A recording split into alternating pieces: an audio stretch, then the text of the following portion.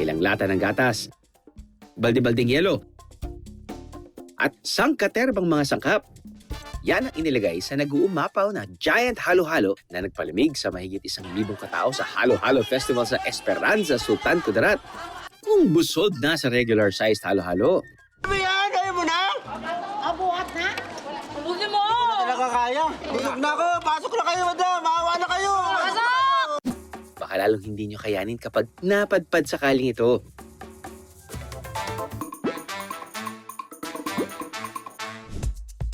Ang mga tao kasi rito sa Esperanza, ang blood type ay O. A. Paano ba naman ang kanilang halo-halo nag-uumapaw sa sangkap? Dito sa bayan ng Esperanza, ang reward ay halo-halo, ang pastime ay halo-halo.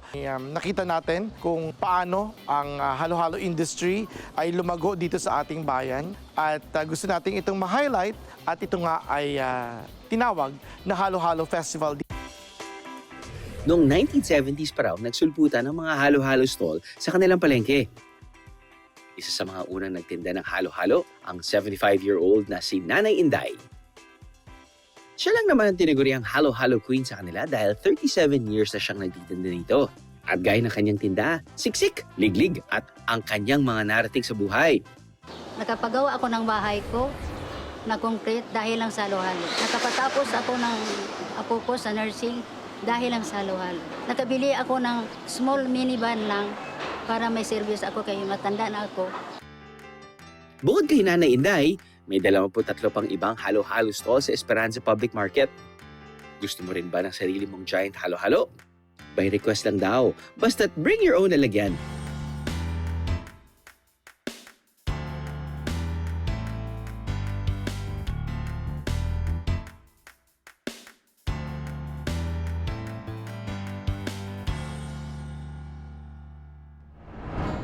Kaya ng kakaubos lang nating panghimagas, halo-halo rin ang sangkap ng susunod nating lalantakan. Ang paborito ng mga Ilonggo ng KBL, o Kajos, Baboy at Langka, may version din ng mga taga-Sultan Kudarat. Pero ang version nila, sa halip ng langka, ubad ng saging ang inilalagay. Para mawala ang mapait na lasa ng ubad ng saging, dumadaan ito sa mabusising proseso. Ang mga nahiwang ubad, bubudburan ng asin, saka pipigain para maalis ang katas at siguradong hindi na mapait. Yan ang perfect combo ng kadyos, manok at ubad. Pwede din nating iluto yung ubod ng saging na ang sangkap is munggo. Pero sa amin na mga Ilonggo, mas prefer namin na magiging sangkap yung kadyos. Ito yung kanilang version ng KBL. Gamit nila ang ubod ng banana or saging. Gingery. Milky. Yummy. Sarap. Sarap na to. Very gingery. So, actually, mas malasa pa sa tinola. It's really good. Yum. So good. Pero hindi lang ubad ng saging ang ginagamit nilang sangkap dito sa Sultan Kudarat. Ano kaya ang isa pang klaseng ubad? Ito, siguro gumamit sila ng yellow ginger. I don't know, kasi usually, gano'n naman yun. Diba? Tingnan natin. Ito yating ubod din. No? Okay. Hindi ko alam kung anong klaseng ubod to, but baka ubod ng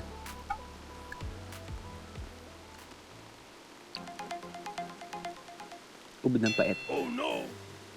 I'm guessing manok din. Manok? Yes, manok. Mapait talaga eh. Pero mapait siya, ang palaya mapait din, so hindi ko naman sabihin na kalasa niya yung palaya, pero mapait siya. So ito yung ubod na natikman ko mapait. Generally speaking, hindi ko na-appreciate yung lasa ng pait. Pag i-combine mo na siya doon sa lahat ng mga ingredients ng dish na yon, pwede na siya. Ubod ng palm tree. Hindi. Ratan. Ratan. Yun, no? Meron talaga siyang pait. Tulad din ng saging, may ubad din pala ang ratan. Ito ang pinamilit na manok sa ubad ng ratan.